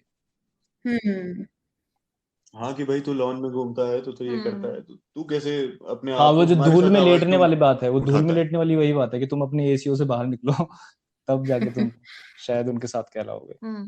अच्छा, सबसे ज्यादा ऑथेंटिक डिस्क्रिप्शन आपको किस कहानी में लगा कि ये जो कहानी है ये सबसे ज्यादा रियलिटी से क्लोज दिखाई देती है, कि हाँ ये तो हमारे आसपास बहुत ज्यादा होता है और ये सिर्फ रेटोरिकल या क्या कहते हैं, लिरिकल नहीं है, बड़ा ही रियल है, ऐसा एक एक करके आप बता सके सहज? मेरी तो पसंदीदा कहानी त्रास ही रहेगी। त्रास और दिल्ली में एक मौत में दोनों को ही जिससे मैं रिलेट नहीं कर पाया ज्यादा, वो तीसरी कहानी थी, जबकि उसकी तीसरी भी माने कुत्ते की पूंछ। मतलब कि हम्म। कुत्ते की पूंछ, हाँ कुत्ते की पूंछ, जिसमें कि भले बहुत सारी बातें बहुत सच्ची हैं और हिपोक्रेसी बहुत सच्ची है, बहुत रियल है, लेकिन जो पता नहीं नैरेटिव स्टाइल था, या जिस भी तरह से जो वॉइस उस बात को कह रही है, मैं उस वॉइस के साथ बहुत ज्यादा शायद रिलेट नहीं कर पाया, जो भी उसके ऑब्जर्वेशन थे। जबकि जैसे कि कमलेश्वर की ऑब्जर्वेशन से मैं बड़ा हैरान हुआ और बड़ा खुश भी हुआ, हंसा भी, कि उसको किसी और के बारजे से आवाज आ रही है जो अपनी पत्नी से बात कर रहा है, लेकिन वो कह रहे हैं कि उसकी दबी हुई आवाज से लग रहा है कि वो नेकटाई बांध रहा है। तो सुनते सुनते भी ये जो ऑब्जर्वेशन है ये मुझे बड़ी रियल और सही लगी। और बाकी त्रास तो खैर उसका उसका कहानी का जायका ही अलग है। वो बहुत ही एक नकारात्मक और गुस्सैल नजरिया हमें दिखाती है, जो छुपा हुआ है, जो हम सब जिसे ढके रहते हैं, बहुत समय तक उसकी जमीन तैयार होती रहती है कहानी बकौल कहानी। तो वो भी मुझे अच्छा काफी सहज, ऑथेंटिक तुमने लगता है। जो जैसे आवाजों की बात कही ना, एक बात मेरे दिमाग में आई कि जो तमाम आवाजों की बात हो रही है वो मैं लगातार ये सोच रही थी कि ये सारी आवाजें सुन कैसे रहे हैं क्योंकि उसमें ऐसी भी बातें थी कि ये फला इंसान मूंछ पर फिक्सो लगा रहा है, तो मैं सोच रही थी ये अपने घर में फिक्सो लगा रहा है, इन्हें कैसे पता तो इसकी आवाज तो आ नहीं रही होगी। एक शायद वो ये भी दिखाना चाह रहे हैं कि वो मतलब इतना ज्यादा इतने सबका जो रूटीन है, जो हाँ, हाँ, मतलब कैरेक्टर इतना एस्टैब्लिश मामूली कर है, रहा वो है। रोज और वैसा ये ही कि वैसा का वैसा ही हाँ होता है वो रोज, कि उन्होंने हाँ अपने हाँ, नौकर को और भेजा ये वो मतलब कि रोज होता वो है इतने वो। बड़े फिक्स में है कि जाऊं या ना जाऊं, वो हर छोटी चीज से ये भापने की कोशिश कर रहा है कि किसके घर में क्या हो रहा है और कब कौन बाहर निकल के उनके शव में जाने के लिए तैयार हो जाएगा। तो मतलब मैं क्या करूं इस वक्त, मेरे समझ में नहीं आ रहा। तो वो कान लगा के बैठा है। मुझे बड़ा मजा आया इस कहानी को पढ़ के। ये इतना रियल है, ये जो आलस है ये इतना रियल है। खासकर उसका जिसको जिसको हम्म। काम पे जाना है। एक तो वो आदमी है ना जिसके पास कोई काम नहीं है, लेकिन एक वो आदमी है जिसे काम पे जाना है, फिर उसे काम के अलावा कुछ भी दिखता नहीं है। मेरे ख्याल कुछ दिन पहले भी भैया और मैं ये बात कर रहे थे कि किस तरह जो जितने भी लोग हमारे आसपास हैं जो सुबह से रात तक नौकरी करते हैं, कई कई लोग 12-12 घंटे की शिफ्ट देते हैं। आजकल वर्क फ्रॉम होम में कोई समय ही नहीं रहा है, काम ही काम है लोगों के पास। तो वो जो काम जैसा भी जो कॉरपोरेट कह लें या सरकारी कल्चर भी कह लें, सरकारी मुलाजिम भी है, वो 5 बजे के बाद घर आके कोई काम नहीं करना चाहता। वो चाहता है उसकी बीवी सब कुछ कर दे, उसका बच्चा उसको पानी ला के दे दे, उसका नौकर है तो नौकर कर दे सब कुछ, वो उठना नहीं चाहता है। मतलब अगेन जनरलाइज्ड बात है, लेकिन ऐसे बहुत से लोग हमें देखने मिलते हैं जो वीकेंड टू वीकेंड जी रहे हैं। सोनल हाँ, तुम। ये तो बता। हम्म। हाँ, मुझे त्रास तो इसीलिए, मतलब मैं नहीं कहूंगी कि मुझे बहुत पसंद आई वो, बस वो एक बहुत ही डरावना सा एक जो रियलिटी है हर इंसान का, वो बहुत ही परफेक्टली उसको डिस्क्राइब करते हैं, एंड इन अ वे कि आप खुद भी कांप जाओ और खुद भी आप ये मतलब खुद भी याद करो कि हमने भी कभी तो सड़क पे गाड़ी चलाते हुए गुस्से में ऐसा सोचा होगा या ऐसा किया होगा, या मतलब इतना डरावना नहीं तो इससे कुछ मतलब मिलता जुलता। हाँ, और और जो सॉरी मैं यहीं पे तुम्हें काट के अगर जोड़ूं कि जब से मैंने ये कहानी पढ़ी है, मैं इस बात को लेके बड़ा कॉन्शियस हुआ। हम्म और मैं जब भी गाड़ी चला रहा होता हूँ और मेरी गलती हो या किसी की भी गलती हो, जब ऐसा कुछ मैं होता है, तो मैं वो गाली के निकलने से ठीक पहले, उस मतलब किसी भी तरह की क्रोध की अभिव्यक्ति के निकलने से ठीक पहले, मैं अपने आप को देख पाता हूँ और कभी कभी रोक लेता हूँ, ज्यादातर रोक लेता हूँ अब तो। हम्म तो वो रियलाइजेशन मुझे मैं तो कहूंगा कि एक टर्निंग पॉइंट जैसा ये कहानी मेरे जीवन में है, उस बात को लेके। बिल्कुल। और अगर मैं उस बात से लिंक करूं कि मिडिल क्लास का रिलेशनशिप सर्वहारा के प्रति या उनके साथ जो है, तो मुझे लगता है कि जो कुत्ते की पूंछ जो वो कहानी है, उसमें वो एक तरह से दिखता है कि मतलब एक रिलेशनशिप ऑफ कन्वीनियंस है कि जब तक हमें हमारा काम निकल रहा है या फिर हमें कोई किसी तरह का डिस्कम्फर्ट नहीं हो रहा है, तब तक हम सपोर्ट करेंगे, जब तक हमें हमारे लिए कन्वीनियंट है। और यही हम मतलब कंटेम्प्रेरी समाज में भी देखते हैं, ये जो वर्कर रैलीज होती हैं और स्ट्राइक्स होते हैं, तो टिल द टाइम कि वो मिडिल क्लास को खराब तरीके से अफेक्ट नहीं कर रहा है, वो सपोर्ट में ही रहते हैं। पर वो जब हमें इनकन्वीनियंस होती है, तो उसके बाद वो मतलब पार्टी पलटने वाली एक वो आ जाता है, मतलब नो लॉयल्टी टुवर्ड्स एनी मतलब एनी अदर क्लास देन ये योरसेल्फ। इम्पोर्टेंट ऑब्जर्वेशन है, अच्छा ऑब्जर्वेशन है। मुझे सबसे ज्यादा रियलिस्टिक, और मैं भी अग्री करूंगी कि दिल्ली में एक मौत जो है, वो मुझे बहुत इंटरेस्टिंगली कही हुई कहानी लगी। उसका जो उसमें जो विजुअल इमेजरी भी है ना, जिस तरह से उन्होंने सामने रखा है कि कोहरे में लिपटे लोग रूह की तरह आते दिखते हैं, तो एक लगातार जो दृश्य आपके सामने बनते रहते हैं, एक तो उस वजह से भी मुझे वो कहानी बहुत पसंद आई। और दूसरा मुझे सबसे ज्यादा रिलेटेबल भी इस मामले में वही लगी कि ये बड़ा रोज का हमारा इस तरह का हमारा थिंकिंग होता है कि, और ये भी एक इसमें चीज दिखाई देती है कि हमारे डिसीजंस किस तरह से सोशली डिटरमाइंड भी होते हैं, कि है ना, कि हमारे आसपास के लोग भी क्या कर रहे हैं।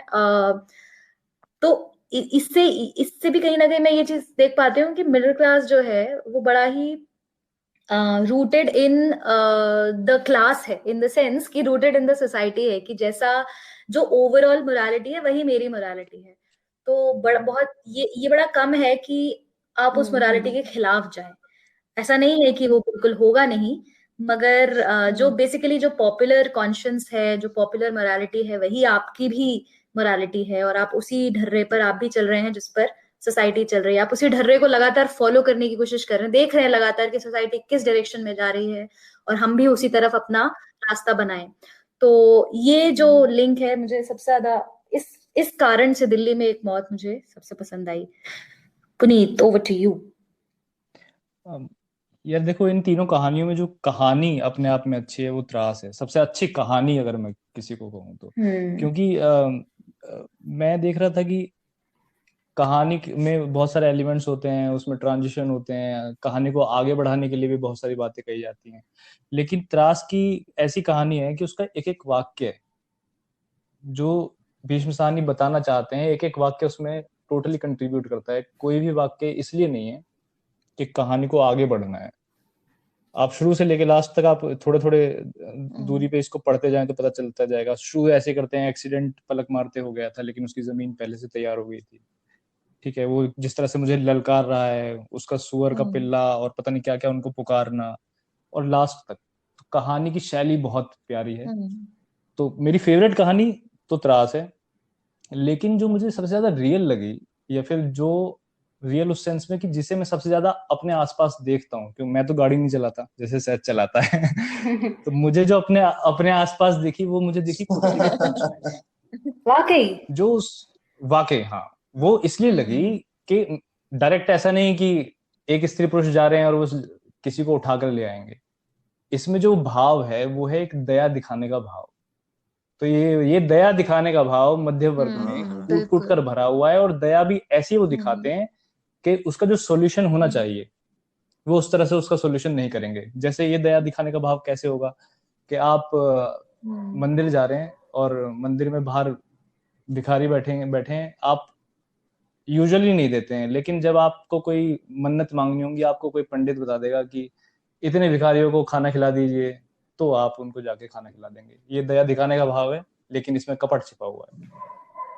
आप अपने घर की मेड को छुट्टियां नहीं देंगे, उनकी सैलरी ढंग से नहीं बढ़ाएंगे, लेकिन आप उनको घर का बचा हुआ खाना दे देंगे। आप बाहर से कुछ मंगाते हैं तो उसमें थोड़ा सा खाना दे देंगे। ये एक दया दिखाने का भाव है। तो जो दया दिखाने का भाव और उसमें भी जो कपट छिपा हुआ है कि हम सिर्फ लोगों के सामने दिखना चाहते हैं कि हम कितने अच्छे हैं, तो मुझे जो सबसे ज्यादा अपने डे टू डे लाइफ में दिखती है वो यही प्रवृत्ति दिखती है। और यार ये जो दुनिया को दिखाने का आपने कहा ना, कि दुनिया को दिखाने का, मेरे को लगता है कि कई बार खुद को भी हम ये हाँ मनाते हाँ रहते हैं कि मैं हाँ, तो बिल्कुल अच्छा इंसान बिल्कुल। हूँ, देखो मैं तो मेरे हाँ, घर जो राइट काम राइट। करता है उससे मैं तो अच्छे से बात करता हूँ, देखो मैं तो इनको खाना खिलाया, जो मतलब मैंने हमारे जितना कॉन्सेप्ट मंगवाया कैसे बने हुए हैं। बराबर हाँ बराबर खाया, तो ये हम, हाँ हाँ, लेकिन हम ही लोग हैं जो इसी सिस्टम को, और अक्सर मैं कहता हूँ कि मिडिल क्लास आदमी जो पैदा मिडिल क्लास हुआ, वो मतलब मैं उस सब से तो दूर हूं कि उसे अमीर मरना चाहिए या गरीब मरना चाहिए, पर बदलने का सबसे ज्यादा स्कोप भी मुझे मिडिल क्लास के पास दिखता है। मुझे दिखता है कि वो अगर अपनी मर्जी के खिलाफ, हाँ मतलब हर किसी के अपने सर्कमस्टेंसेस होंगे, लेकिन फिर भी जो अगर वो अपनी मर्जी के खिलाफ कुछ भी जीवन में कर रहा है, भले वो क्लीशेड इंजीनियरिंग या लॉ है या डॉक्टरी है या कुछ भी है, या फिर अगर वो अपनी मर्जी के खिलाफ कुछ भी मतलब जो जो सैद्धांतिक तौर पे भी सैद्धांतिकली। ये तो अच्छा था, और मैं इसको एडिट भी नहीं करूंगा। बहुत ही, अरे भाई नहीं नहीं, आपको करना पड़ेगा, हाँ तो मैं बात ही आगे नहीं सैद्धांतिकली। कर रहा हूँ। हाँ, जो सैद्धांतिक तौर पे भी जो अपने खिलाफ कुछ भी कर रहा है तो वो उसकी अपनी गलती है। मैं ये इसलिए कह रहा हूँ क्योंकि वो उसके पास सफिशिएंट मीन्स और रिसोर्सेज होते हैं, कम से कम जिन लोगों को हम मिडिल क्लास मान रहे हैं इन कहानियों के, या अपने आसपास के, या अपने आप को भी अगर हम मिडिल क्लास मान रहे हैं, तो हमारे पास हमेशा सफिशिएंट रिसोर्स होता है पढ़ने का, अपने आसपास की इंफॉर्मेशन को ग्रास्प करने का, जज्ब करने का, और उसे प्रोसेस करके बेहतर करने का सामान्य सर्कमस्टांसेस में। जैसे कि हम अगर छोटा सा एग्जांपल दूं तो सोशल मीडिया पर अगर हम कैलकुलेट करें कि हम दिन में कितने शब्द पढ़ते हैं, और ये थोड़ी सी इस टॉपिक से इतर बात है, लेकिन अगर हम सोचें कि हम कितने शब्द या कितने सारे पोस्ट हम पढ़ जाते हैं, तो वो आराम से 2 कहानी 4 कहानी, या 2 आर्टिकल 4 आर्टिकल, या एक पूरी किताब 1 दिन में, 2 दिन में, 3 दिन में हो सकती है। लेकिन हम चूज करते हैं कि नहीं, हम इंस्टाग्राम स्क्रॉल करेंगे, हम फेसबुक स्क्रॉल करेंगे, और बिखरी हुई इंफॉर्मेशन को लेके जो जिसपे हतप्रभ होना है उस पे हतप्रभ हो जाएंगे, जिसपे दुख जताना है उस पे दुख जता देंगे, पर हम करेंगे कुछ नहीं, हम उस सिस्टम को जैसा चल रहा है वैसा चलते देखना चाहते हैं। और कहीं ना कहीं जो मिडिल क्लास है, और मैं जब भी मिडिल क्लास कह रही हूँ तो उसमें अपर कास्ट एम्बेडेड है, उसके पास गलती करने का स्कोप है, उसके पास बुरा हो जाने का भी हाँ। स्कोप है। जैसा कि हमने कुत्ते की पूंछ में देखा कि जो उनका जो बच्चा है, जो बायोलॉजिकली उस कपल का जो बच्चा है, वो कल को वो पढ़ाई में उतना दिमाग नहीं लगाता है जैसा कि हम हमारे माँ बाप चाहते हैं, या जैसा जैसा उनका सोच है वो वैसा नहीं भी होता है, तो भी उसकी तरफ वो कंटेम्प्ट नहीं उभर के आएगा किसी भी समय उनके मन में। लेकिन अगर आप एक गरीब तबके से आते हैं, अगर आप एक सो कॉल्ड एक छोटी जाति से आते हैं, तो आपको परफेक्ट होना पड़ेगा, आपको परफेक्ट, आपकी मोरालिटी भी परफेक्ट होनी चाहिए, आप हर मायने में परफेक्ट इंसान बनेंगे आगे जाके, और आपको विक्टिम भी रहना है लगातार। अगर आप जरा भी उस विक्टिम वाले रोल से बाहर निकलने की कोशिश आपने की, अगर आपने अपने आप को इस तरह से असर्ट किया कि आप वो भले ही जो कुत्ते की पूंछ में जो महिला पात्र है, वो भले ही ये बात कहती है कि ये लड़का जो जिसको वो अपने साथ लाई थी, कि ये लड़का मेरे पास आके हक से मांगता क्यों नहीं है कि ये मुझे ये दिया जाए, लेकिन जिस मोमेंट पे वो बच्चा हक से आके मांगने लग जाता वाकई कि आप मुझे ये दो, और वो एक विक्टिम होना बंद हो जाता, जिसे उन्होंने सेव किया था, जहां पे उनका सेवियर कॉम्प्लेक्स उनसे छिन जाता है ना, सेवियर का जो क्या कहते हैं, कॉम्प्लेक्स नहीं, जो रूप है वो उनसे छिन जाता, वहां पे वो तुरंत ही एक विलन बन जाता वो बच्चा। तो ये भी है कि ये स्कोप भी एक पर्टिकुलर क्लास, पर्टिकुलर कास्ट के पास है। तो और ऐसे तो सैड एग्जांपल्स हाँ, ऐसे बिल्कुल सेट बिल्कुल एग्जांपल्स तो इसी हमारे में पास मैं बहुत हैं करंट टाइम्स में भी, आई थिंक। सोनल हाँ, सोनल। सुनल।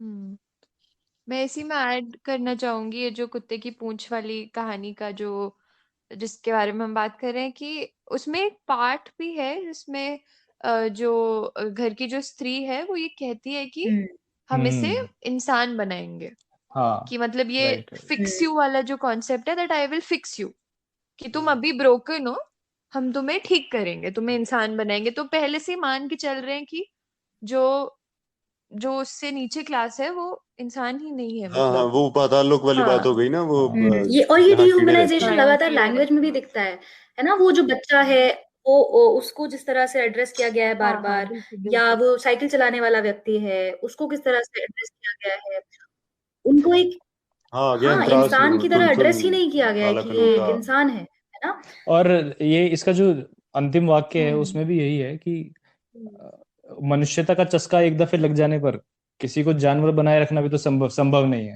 हम्म हाँ वो हाँ उसी हाँ तरफ इशारा करता है। बिल्कुल। ठीक है, तो आखिरी सवाल की ओर बढ़ते हुए हम इस पे भी थोड़ी सी बात कर लें कि इन तीनों ही कहानियों में जेंडर को किस तरह से दर्शाया गया है, लेखक ने कैसे लिखा है, या फिर कहानी में किस तरह से जेंडर के बारे में बात की गई है।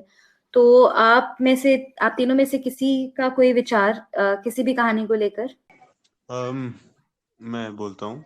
हाँ। कुछ बातें तो बहुत सारी पहले भी बोल दी, लेकिन जैसे कि खासकर त्रास में शायद सच कोई बहुत बड़ा जेंडर का मुझे मुझे अलग से पर्सपेक्टिव नहीं दिखता, लेकिन बाकी दोनों कहानियों में जो प्रोटैगनिस्ट है वो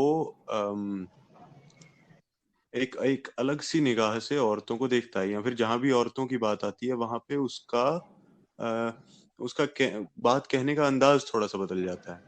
मसलन दिल्ली में एक मौत जो है, उसमें जब वो शमशान पर जाते हैं तो वहां पर जो भी औरतों का डिस्क्रिप्शन है और जो आदमियों का डिस्क्रिप्शन है वो अलग है। वो एक जनरल डिस्क्रिप्शन है, जैसे कि सिर्फ डिस्क्रिप्शन है, लेकिन औरतों के प्रति उस आदमी का या उस ऑथर का, अब हम कह नहीं सकते, ये बिंदु हमेशा थोड़ा सा एक अटका देता है हमें, लेकिन हम कह नहीं सकते कि वो ऑथर का अपना प्रेजुडिस है या फिर वो उस प्रोटैगनिस्ट का प्रेजुडिस है।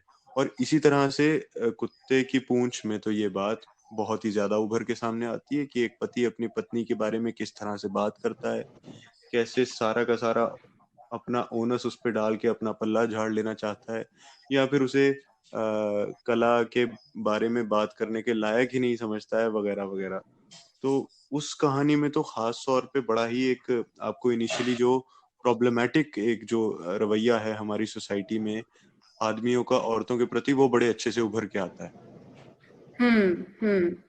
हाँ, कुत्ते की पूंछ में तो मुझे लगता है कि एक like one of the dominant चीजें ही उन्होंने कहीं ना कहीं दिखाने की कोशिश की है कि एक एक मिडिल क्लास औरत के प्रति एक मिडिल क्लास आदमी का क्या रवैया है, और फिर दूसरा कि उस मिडिल क्लास औरत का अपने से नीचे जो तबका है उसके प्रति क्या रवैया है। तो ये दोनों ही चीजें कुत्ते की पूंछ में कहीं ना कहीं मुझे लगा कि बहुत अच्छी तरह से दिखाई गई हैं। Sonal, any thoughts? हाँ बिल्कुल, मैं दोनों की बातों से सहमत हूँ। और कुत्ते की पूंछ में स्पेशली एक मतलब मोर देन एक पति का पत्नी के बारे में व्यू, हम मतलब मोर देन दैट हमें ये दिखता है कि एक इंटेलेक्चुअल कामकाजी आदमी का अपनी housewife, somebody who doesn't go out to work, या somebody who doesn't know much about the world, उसके प्रति उसका कैसा रवैया है, कि उसे वो किस अपने से कम आंकता है, अपने से he doesn't consider herself worthy कि वो कला के बारे में उससे बात कर सके। तो वो मुझे तो लगता है कि एक तरह से एक डिसरिस्पेक्ट टुवर्ड्स हाउसवर्क प्रोटैगनिस्ट का भी उसमें दिखता है। और वही दिल्ली में मौत के बारे में वही है कि उसके जितनी सारी डिस्क्रिप्शंस हैं about women, about their figures, about what they are wearing, तो उस पे मतलब एक औरत की इमेज और एक औरत के का पूरा कैरेक्टर ही उन्होंने डिफाइन किया है by the way she looks, nothing more. तो वो थोड़ा सा इनफैक्ट मुझे problematic हाँ जी। बिल्कुल बिल्कुल। इनफैक्ट मुझे ये भी लगा कि जैसे अक्सर हम ये बात करते हैं कि जब भी कोई मेल राइटर वुमेन कैरेक्टर्स के बारे में लिखता है तो उसकी सेक्सुअलिटी पर, उसकी बॉडी पर इतना ज्यादा फोकस रहता है, पता है हमें समझ में नहीं आता है कि इसका रेलेवेंस भी कहानी में क्या है। जैसा कि दिल्ली में एक मौत में एक छोटा सा पैराग्राफ है जो मैं बताऊं। वो लिखा है कि सामने बारचे पर मुझे मिसेस वासवानी दिखाई पड़ती हैं। उनके खूबसूरत चेहरे पर अजीब सी सफेदी और होठों पर पिछली शाम की लिपस्टिक की हल्की लाली अभी भी मौजूद थी। गाउन पहने हुए ही वे निकली हैं और अपना जूड़ा बांध रही हैं। उनकी आवाज सुनाई पड़ती है, डार्लिंग जरा मुझे पेस देना प्लीज। तो ये पढ़ते हुए मैं यही सोच रही थी कि बाकी जब भी कोई कैरेक्टर इस कहानी में आया है, इसके अलावा बाकी सारे मेल कैरेक्टर्स ही हैं मोस्टली, तो जब बाकी कोई भी कैरेक्टर हमारे सामने आता है तो हमें ये डिस्क्रिप्शन दिया जाता है कि वो क्या पहने हुए है और वो कैसा दिख रहा है, उस लिपस्टिक की लाली और ये और इन डिफेंस हाँ वो सूट की इन भी बातें डिफेंस। हैं, जस्ट इन डिफेंस वो कि सूट कहाँ से सिलवाया, खान मार्केट से वगैरह वगैरह, वो बातें हाँ हैं। लेकिन हाँ, मैं इस बात से एग्री करता हूँ कि औरत को कुछ ज्यादा ही वो, जैसा हमने तो बात की थी ठीक कि है ना, मॉडर्न मतलब दिखाने का जो तरीका इन है, जो डार्लिंग डार्लिंग कह के बात करने का तरीका यार इन मैं द तो ये हाँ हाँ सोनल बताओ। हाँ, अगली बार हम इस बारे में बात कर सकते हैं कि how do women writers right about main, because इसमें राइट। तो इन कहानियों में हमें ये इतना तो दिख गया है कि how prominent mail writers right about women.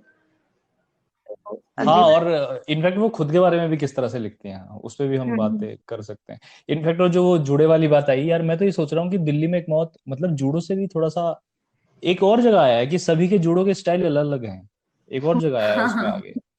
तो उन्होंने जूडो को सिर्फ एक मेंशन करके नहीं छोड़ दिया। और अ, मैं जो ये भी कहीं सोनल और ना सैफ, कहीं हाँ तो कहीं ना कहीं एक मस्ती चीजें लगती है मुझे कि जोड़े इस तरह से हैं, डार्लिंग डार्लिंग करके बात करना है ना, ये एक मतलब एक सोची हाँ, समझी थोड़ा हुई माइल्ड ही। सेक्सुअलाइज। हम्म। हाँ ये मुझे लगता है ये वही अपर मिडिल क्लास का रिप्रेजेंटेशन है एक तरह से, जो मेरे ख्याल 70s या 80s में लिखी हुई कहानी होगी। और उस 70s की समय है। पे जिस तरह से अपर, नहीं, मुझे मुझे तो हाँ कुछ और मुझे लगता है। मुझे लगता है कि वही कि एक एक आधुनिक स्त्री को देखने का जो एक हम्म पारंपरिक तरीका है हमारे यहाँ कि जैसे अब ये दो तीन चीजों का आता है ना कि जूड़ा, गाउन, डार्लिंग, है ना। ये तीन चार चीजें हमें फिल्मों में भी बहुत दिखती हैं। जब हम्म भी किसी एक, अब आप वो मूवीज याद करो जिसमें कि एक मतलब एक घर है, उसमें उनका लड़का जो सबसे पहले वो मतलब वो वो एक ऐसा लड़का है जिसने सबसे पहले पढ़ाई की है इस पूरे घर में, किसी काबिल बन गया है, किसी अच्छी नौकरी में चला गया है, फिर वो लव मैरिज कर लेता है। और फिर वो एक लड़की आती है घर तोड़ने वाली, जो दिखाते हैं बिल्कुल कि वो पार्टीज में जाती है ना। और वो मॉडर्न। मॉडर्न है, गाउन्स पहनती है, उसके जूड़े के स्टाइल दिखाए जाते हैं, अलग दिखाया जाता है कि हाँ इस ये जूड़ा पहना हुआ है, दूसरी तरफ पल्ला एकदम सर पे रखा हुआ है। तो ये मुझे तो कहीं ना कहीं वो अंतर भी दिखे थोड़े से। ये तो इससे तो मुझे इनफैक्ट भैया प्रेमचंद की कहानियां याद आ गई दो तीन। जैसे कि आप याद करें, शांति एक कहानी है जिसमें बड़ी घरेलू सी औरत है और उसका पति पढ़ा पढ़ा लिखा है, हम्म वकील है।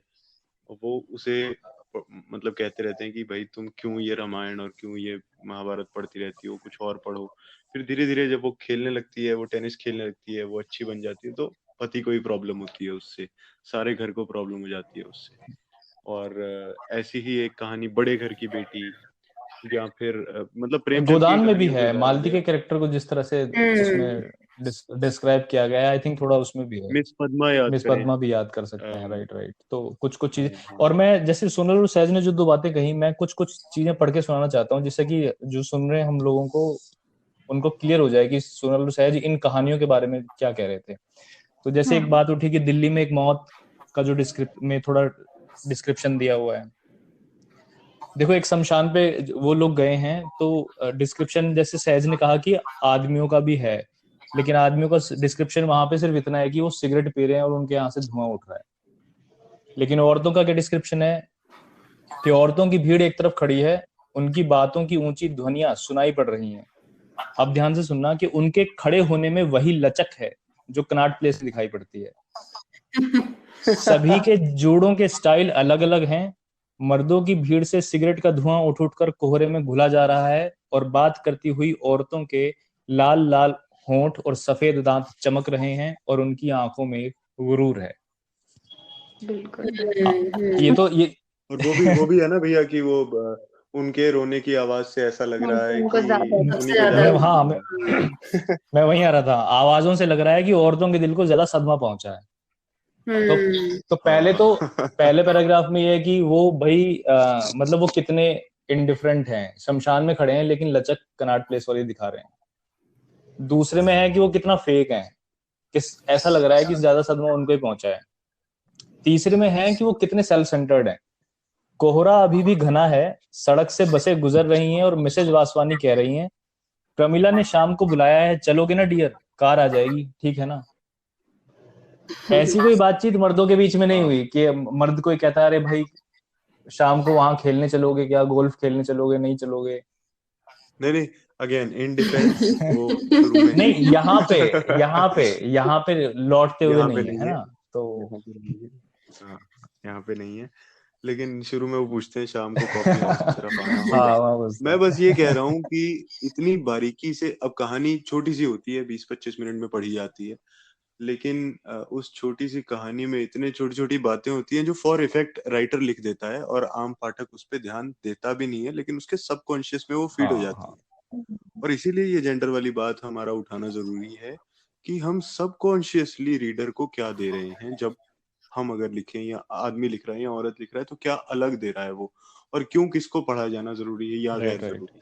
पर भैया मुझे ये बताइए कि कैसे हम ये डिफरेंस ड्रॉ करें आगे भी, जो कहानी या उपन्यास या फिल्म अगर इवन हम देख रहे हैं। अब फिल्म के भी पीओवीज अलग अलग होते हैं, है ना। एक पीओवी होता है, पॉइंट ऑफ व्यू होता है लिजर्ड ऑन द वॉल, या क्या बोलते हैं उसे, प्लांट ऑन द वॉल, ऐसा कुछ बोलते हैं कि आप बिल्कुल ही थर्ड पर्सन पर्सपेक्टिव से देख रहे हैं।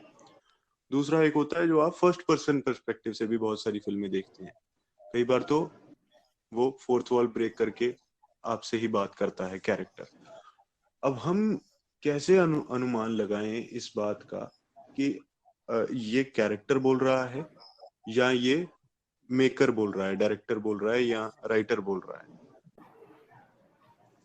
सहज ये मैं जो इस चीज को कभी जज करता हूँ वो शायद इसी से करता हूँ कि वो कहानी कौन कह रहा है, किस लोकेशन से कही जा रही है, वो फर्स्ट पर्सन में है, थर्ड पर्सन में है, किस तरह से। लेकिन इन दो कहानी की अगर मैं पर्टिकुलरली बात करूं तो ये दोनों कहानियां फर्स्ट पर्सन में है। लेकिन जो मुझे अंतर दिख रहा है कि कुत्ते की पूंछ जो एक कहानी है उसमें एक कंसिस्टेंसी दिख रही है। उस वो जो पुरुष है वो स्त्री पर लगातार एक तरह से टॉन्ट कर रहा है और उसके इंटेलेक्चुअल को चैलेंज कर रहा है कहीं ना कहीं, और वो शुरू से आखिर तक वो दिख रहा है। तो मुझे लगता है वो शायद वहां तो थोड़ा सा क्लियर हो रहा है कि वो एक व्यंग में और तंज में कही गई चीज है। वहां पर एक मध्यम वर्गीय जो बुद्धिजीवी है वो अपने घर की औरतों को किस तरह से देखता है उसको उभारने की कोशिश की गई है। दिल्ली में एक मौत में मैं बहुत ज्यादा क्लियर नहीं हूँ। आई थिंक कि हम वो जो दिखाया गया है वो उस कैरेक्टर के पर्सपेक्टिव से आ रहा है या ऑथर के पर्सपेक्टिव से।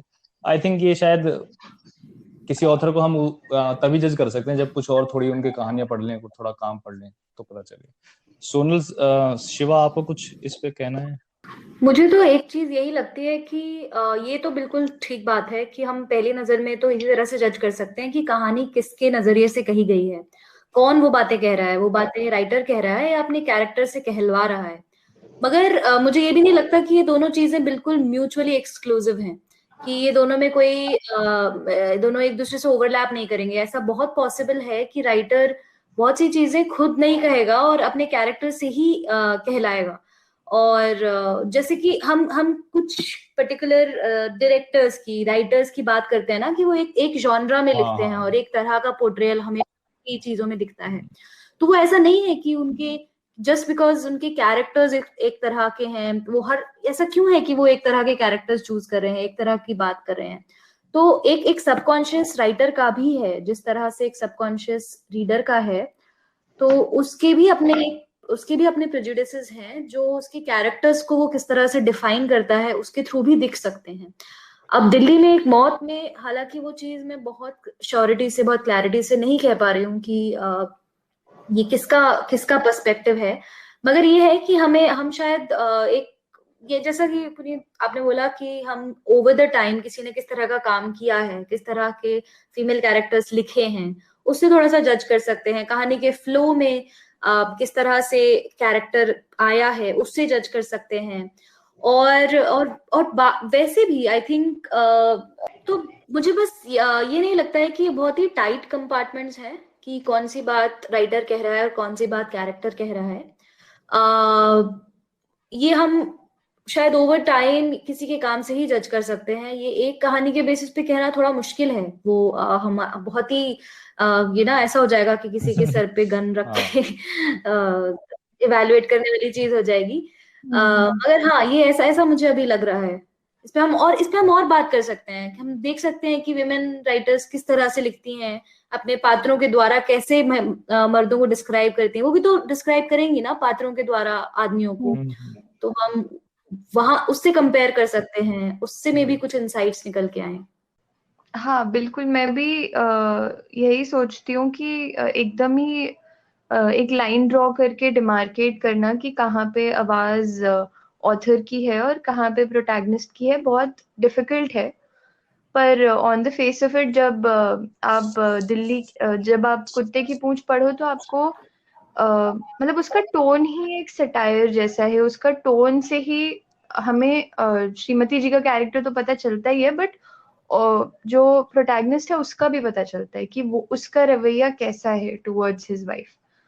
तो वो तो मुझे मतलब प्रोटैगनिस्ट की ही वॉइस लगी। पर दिल्ली की एक मौत में मतलब इन कंपैरिजन टू दैट जो ऑब्जर्वेशंस हमने की हैं अबाउट हाउ द जो आवाज है वो कैसे औरतों का इमेज और उनकी बॉडी और उनके बारे में बात करती है, वो बड़ी ही मतलब पासिंग सी बातें लगी मुझे। मतलब उस पे बहुत ज्यादा ऑथर का मतलब पॉइंटेड सी नहीं लगी कुछ कहने की कि उससे वो कुछ कहने की बहुत तो बस हमने खोद के ऑब्जर्व किया है, पर कहा तो उन्होंने बहुत कुछ था। और कोई पासिंग कमेंट, लास्ट कमेंट कोई आप लोगों के दिमाग में आ रहा हो इन कहानियों से रिलेटेड? इन कहानियों से रिलेटेड कोई और कहानी याद आ रही हो तो आप बता सकते हैं, और उसी के साथ फिर हम इस पॉडकास्ट को एंड कर देंगे। हाँ, मेरे ख्याल से तो ज्यादातर लिटरेचर जो मैंने आज तक पढ़ा है, ज्यादातर फिल्में जो मैंने आज तक देखी हैं, यहाँ तक कि ज्यादातर स्टैंड अप कॉमेडी जो मैंने आज तक देखी है, वो सब कुछ मिडिल क्लास पे ही पॉइंटेड होती है, मिडिल क्लास की बात करती है, मिडिल क्लास को ही उकेरती है, उनकी परेशानियां, उनकी बातें और उनकी नुएंसेस कम, लेकिन उनकी जो पिक्यूलैरिटीज हैं शायद उनको ज्यादा उभारती हैं। ऐसे में कुछ फिल्में जो मैं खास तौर पे मेंशन करना चाहूंगा, एक डायरेक्टर हैं ईरान के, असगर फरादी, जिनकी फिल्में मैं बड़ी पसंद करता हूँ, और 3 फिल्मों के नाम ले देता हूँ। एक तो है द सेल्समैन, दूसरी है, ये लेटेस्ट है, दूसरी है अ सेपरेशन, और ये वाली शायद प्राइम वीडियो पे अवेलेबल भी है, और तीसरी है अबाउट एली। लाजवाब फिल्म है, और ये कन्फ्लिक्ट सिचुएशन में मिडिल क्लास को स्टडी करती है, जैसा कि त्रास एक कन्फ्लिक्ट सिचुएशन है, जैसा कि और एक कहानी मेरे ख्याल से हौज वौज पापा है असगर वजाहत की, और एक कहानी है केक असगर वजाहत की। और फिर वही बात है कि कहने जाओ तो तमाम कहानियां जो आज तक पढ़ी हैं उनको ले आएंगे, लेकिन कॉन्फ्लिक्ट सिचुएशन में मिडिल क्लास कैसे बिहेव करता है, उनकी क्या पिक्यूलैरिटीज और नुएंसेस उभर के आते हैं, क्या हिपोक्रेसीज उभर के आती हैं, उन पे ये कुछ नाम है जो मेरे ध्यान में अभी आ रहे हैं। मैंने मतलब इस जॉनर में बहुत ज्यादा पढ़ा तो नहीं है, मिडिल क्लास हिपोक्रेसी जॉनर में, पर जब सहज बात कर रहे थे तब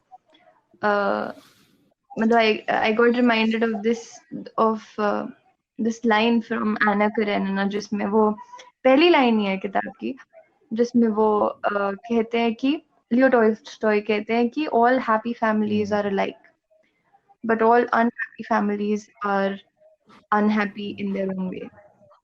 तो मतलब ये जो सहज ने बात की थी अबाउट कैसे हम मिडिल क्लास के नुआंसेस पे नहीं, उनकी पेक्यूलियरिटीज पे, और क्या उनकी स्ट्रगल्स और क्या उनके कॉन्फ्लिक्ट्स हैं, तो उसी से मुझे ये कोट याद आया था। उसके अलावा जब मैंने त्रास पढ़ी थी तब मुझे 2 राइटर्स की याद आई थी पढ़ते हुए जिनको मैंने हाल ही में पढ़ा है, जिसमें से एक है सैली रूनी, जिनकी अभी एक नॉवेल खत्म की अच्छा, हुई है मैंने, उपन्यास नॉर्मल पीपल। उपन्यास पढ़ा तुमने उनका? And- okay okay. और एक शॉर्ट स्टोरी का कलेक्शन है बाय मिरांडा जुलाई, जिसका नाम है no one belongs here more than you. तो इन दोनों में मुझे जो कैरेक्टर्स हैं उनकी मल्टीपल वॉइसेस हैं, मतलब जो एक दो मुहापन होता है, या एक क्या हम सोचते हैं और क्या हम कहते हैं, और बहुत ही अगलीनेस ऑफ ह्यूमन नेचर, हम डीप डाउन कितनी खराब हो सकती है हमारी सोच, पर हम मतलब दिखाने पे कितना उस पे अच्छा जोर हो देते हैं। सकते हैं, उस पे मतलब उस नेचर को एक्सप्लोर करने के लिए ये 2 किताबें ओके। मतलब अच्छी हैं। ठीक है, तो फिर आप लोग ये कहानियां और ये फिल्म्स, ये नॉवेल्स पढ़ सकते हैं, देख सकते हैं, और हम फिर से एक नए डिस्कशन के साथ मिलेंगे अक्कड़ बक्कड़ में। आप अक्कड़ बक्कड़ सुनते रहें। हम औरतों द्वारा लिखी हुई मिडिल क्लास कहानियों की भी बात करेंगे, और इसके अलावा और बहुत तरह की रोचक बातचीत अक्कड़ बक्कड़ में जारी रहेगी। So thank you, Puneet, thank you, Sahaj, bye Sonal. Bye. Thank you so much. Thank you, bye bye.